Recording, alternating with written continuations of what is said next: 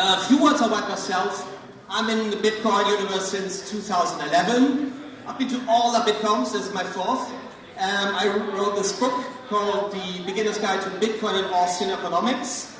And what I mainly do for a living is films. Most of the clients are Bitcoin and blockchain startups. And I must say, you might think my talk is a little bit biased because one of the three projects I'm talking about is one of our film clients. So you might find out who that is or not, but just that you know. So what's the topic? We all know social media, and we all know we do it for free. They use our content, our images, our text, our videos. The shareholders get rich, Mark Zuckerberg get rich, we not. We just do it for free. So the general idea that all those projects have in common is that the content creators are rewarded for what they do.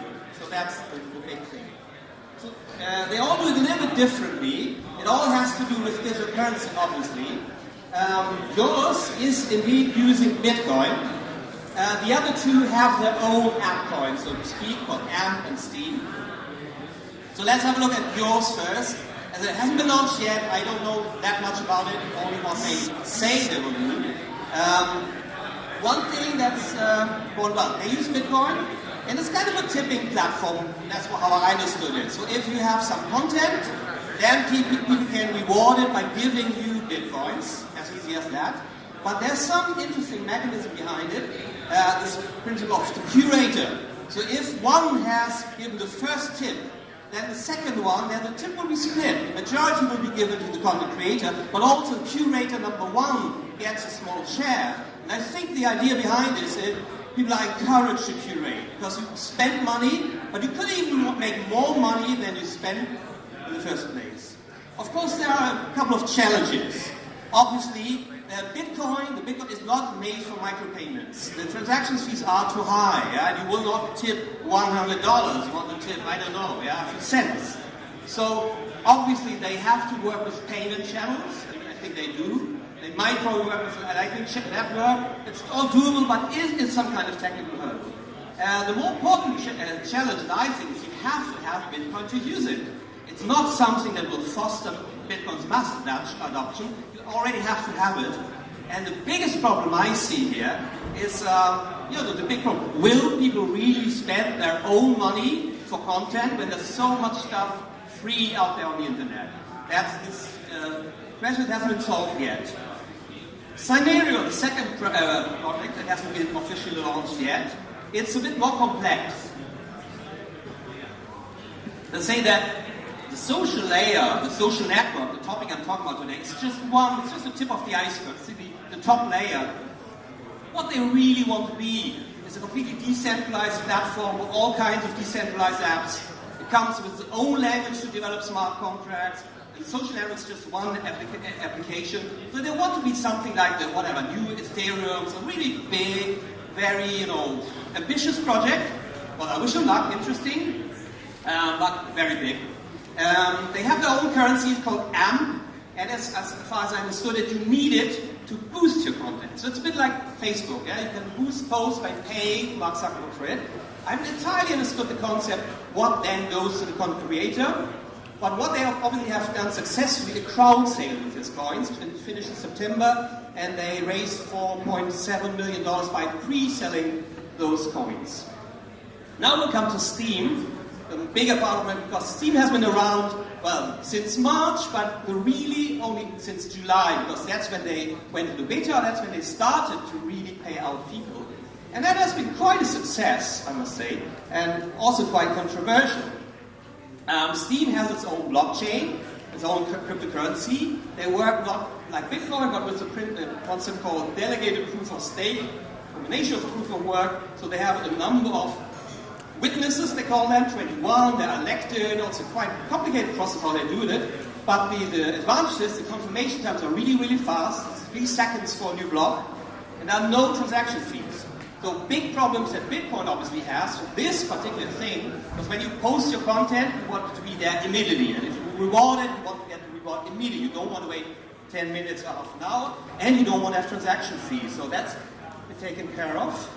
The most important thing of the Steem blockchain is a platform called Steemit.com. Obviously, a little bit like Reddit. The whole Steem, it is a play of words on Steam, like S-Steam.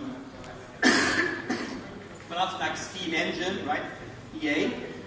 They have about 100,000 registered accounts on Steemit and all the other apps that are based on the Steem blockchain. 500,000 monthly unique. Not bad. I mean, still, of course, very small, very much in its infancy. All the content of the data is stored on-chain, on Steem blockchain. And there's three incarnations of Steem. So there's a basic currency, which is called Steem. And interesting, it's inflating a lot. It will inflate in the long run 100% a year. In the beginning, it's even more, something like 300%. Reminds you a bit of the peso in the 80s. Yeah? So, and it's not limited. It's not capped like Bitcoin to 21 million. So they can, create more and more and more of those. So it's very inflationary currency. And to work against that, they have two derivatives, so to speak, of Steem. One is the Steem Power. There you have a long-term commitment for 2 years. So when you get rewarded by the platform, the Steem Power remains, and you can only cash it out over a period of 2 years. And that's the idea of people not cash and run away, but they stay with the project. And it gives you voting power. So it's not one man, one vote, as in presidential elections. The more Steem power you have, the more vote you have. So it's kind of like a share, like in a share company. And the other project, or the product that they have is this thing called Steem Dollar. So it's more or less pegged to the dollar. It's more or less $1. It's really seems more like 90 cents, but the idea is to work with something that people are familiar with, or to reduce the risk of volatility. So obviously they looked, what's the problem of Bitcoin for mass adoption? One is people don't have an idea of Bitcoin. Everybody knows the dollar, but you always think, okay, how many dollars is a Bitcoin? And the other thing is volatility. So the Steem Dollar is there to work against these problems. But also Steem, the social network, is also just, Dan Larimer, the founder of Steem, one of the founders, said, it's just a Trojan horse. They want to bootstrap a stable currency. They call this their evil plan for world domination. They have some kind of weird humor. The first thing they want to bootstrap a stable currency. The stability comes with this pegging mechanism with the dollar, Steem Dollar. And the other is to just give Steem dollars to as many people as possible. In the beginning of Bitcoin, there were all these faucets where you could just get Bitcoins for free. And it was also just that people have Bitcoins in their hands and they do something with it. They have this different principle that you get Steem for creating content, and the whole idea is that people then have that currency and then ask, okay, what can I do with it? The next step will be to bootstrap the marketplace, or many marketplaces. And the next steps are sidechains, smart contracts. So they have a strategic vision. I mean, they both, as founders, are very die-hard libertarians. So they want to create an alternative economy, an economy where in society, where governments don't matter, where everything is based on volatility. So it's kind of a political project in a way, with a long-term vision. But it all starts with a social network, because they think, well, social networks matter in our world. And you might have heard of these stories where these Bitcoin celebrities came on Steem, people like Roger Ver, Charlie Schramm, and Rick Falkner found it, and they made like $7,000, $10,000, $11,000, $14,000. And you might ask yourself, wow, how did that go? How did it work? I mean, I tried it out, because I'm not Roger Ver or somebody. I got $1,800, which made me happy, which was an interesting experience. And so how does it work? 25% of the money that is displayed on the post goes to the curators. So it's a bit similar to what I showed in the beginning with yours, that the curators also get their share. And then the rest goes to the content creator, and half of it will be paid in this Steem power. So I will get shares of the network, and it will raise my own voting power, and it will keep me within the network. But the other half, it's just, you can just freely trade it, which is what I did. I changed my freely available Steem for good hard Bitcoins, and it worked in a few seconds. It was a very interesting experience, and I think I paid my trip here to Buenos Aires with the money I made on Steem. Now, of course, there's a problem. People get Steem, and that's interesting to understand. You don't, if you upvote somebody, if you tip somebody, you don't take something of your own money and give it away like in the real world. No, you just say this is an upvote, and it gets rewarded with a new Steem. You know, like just a Bitcoin miner is being rewarded by the new Bitcoins that the network creates. And Steem is like that a content creator, any content creator, not just the miner, anybody who writes something that people like, that people upvote, they get the freshly minted Steem.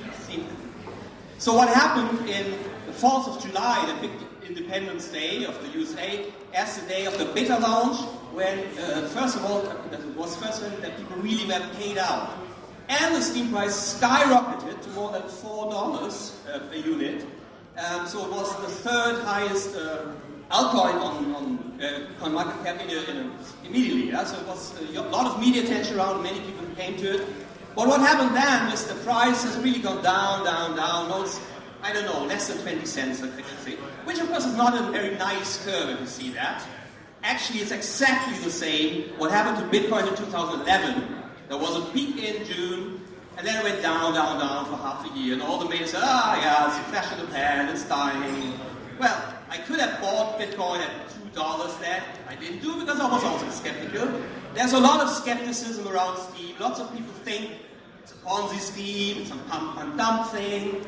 I don't know. I mean, just that the price goes down does not necessarily mean this will be a flop. I mean, Bitcoin is also a success. It could happen, and it's very natural because, you know, what I did, I got the Steem, I immediately sold them to get Bitcoins because I knew Steem will go down, Bitcoin will go up. It's just my own self-interest. Of course I cash out. Others might invest in Steem because they think this will have a bright future, they would rather be in it and buy cheaply, because there's always been a seller. When there's a seller, there always has to be a buyer. Yeah? So this, of course, is pressure of selling of all those bloggers on the platform, that's some money and want to cash out. That, of course, drove the price down. So I think Steem is definitely in a critical phase, I would say. Many people are frustrated because they don't get $10,000 like Charlie Schramm, or not even 100. They get a few cents. And they heard that sales pitch, wow, on Steem you can get a lot of money for just blogging, which is not true. Actually, I think they had this policy of welcoming celebrities like, you know, Roger Ver, so that all the people who had voting power said, hey, let's give a lot of money to those guys. They're influencers, they will tell it to the world. They gave some money to me, so I'm now here kind of talking about it. So it's a policy, I think that's over. They don't do it anymore like that. But there are people who make a lot of money with it. So, for instance, there's this guy from Nigeria. He used to live on $1 a day, I mean, miserable circumstances. And then he discovered Steem. He is doing a monthly Steem magazine. Extremely successful with it. Doesn't show his face. But quite interesting that people in Nigeria can have success on Steem. There are also many ladies on Steem, actually. Somebody even said, Steem is like Bitcoin, but with girls. Well, it's a little bit black and white, but I mean, there are many people writing about all kinds of things about Steemit. This is a lady, she travels in a very low-budget style at the moment throughout Latin America. She's now in Patagonia. I should say hello to you from Stephanie, Budget Bucket List. And she's done it really on a very, she's doing budget couch surfing, hitchhiking, very recent. She writes about all her adventures, how she's been raped and took ayahuasca. She's very authentic, and that's what people love in Steemit. If people are authentic, if they really share some information about themselves. And now she made some money to invite her mother from the Netherlands to visit her at Buenos Aires, which she did for the money. This is the first human being I met in person that was a hardcore Steemit. A 19-year-old girl from Hamburg, half Indian, Mrs. Steemit, she's called, and she's also made $10,000 with her first post. She's not a celebrity, but she's the kind of person that obviously, make a difference. Yeah? She writes a lot about yoga and all kinds of things that 19-year-old girls care about. She also dances, you will see that later. So it's quite interesting which people are attracted by Steem. So there will be Steem Fest next week in Amsterdam, the first gathering, the first conference, but I think it will be very different from a Bitcoin blockchain conference. There will be no talks about compliance and regulation. I think there will be talks about art and food and poetry and yoga and all kinds of things. So it's a different crowd that's attracted. Of course, there are many Bitcoiners, many crypto crypto nerds also, but the majority to see what are the top tags. It's things like art and food and fashion, these things. So it seems that this promise to reach a broader crowd comes through with these projects. So that's why I think it's crucial for mass adoption. They have understood some things. There are these critical questions that I have. Yeah, why does the currency have to inflate that much? Why is it capped? Why is it good money? Why do we have to have three kinds of things? It makes it a bit complicated. I have all kinds of open questions that haven't been answered yet. Are there any conclusions? I think it's too early for that. The two other platforms, yours, Synereo, they haven't launched. How to draw a conclusion for that? Yours, I mentioned my doubts. Synereo seems to suffer from that Ethereum problem. Yeah, they want to do everything at the same time. I think usually successful product, they solve one problem very well, and then they expand. They don't say we will reach the world all at once. So, but let's see. I mean, it seems to be clever people. Steam is in a critical phase. I know some people, there's a very high churn rate. So people sign up, then they get frustrated, they don't make a lot of money, and they go away. So I think the sales pitch was a bit wrong. Yeah? You should say, hey, wow, you can make a lot of money. Maybe you can't. Or you have to be very stable. For instance, after my first well-paid post, I had weeks where I only got a few cents here, a few cents there. But I wanted to try it out. I wanted to build a followership. I had now 300 followers. I tried to write something every day. I wrote something about the warming update. I will probably write something about this little conference here, this wonderful conference. So I think it's more important to focus on the community aspect of it, of meeting people, of making interesting content. In any case, you get nothing for tweeting. You get nothing for writing something on Facebook. You will get something, even if it's just cents or dollars. But you might get lucky and get a lot of money. And I think now it's the time to, Steam is our client, Steam is our video client. That doesn't mean that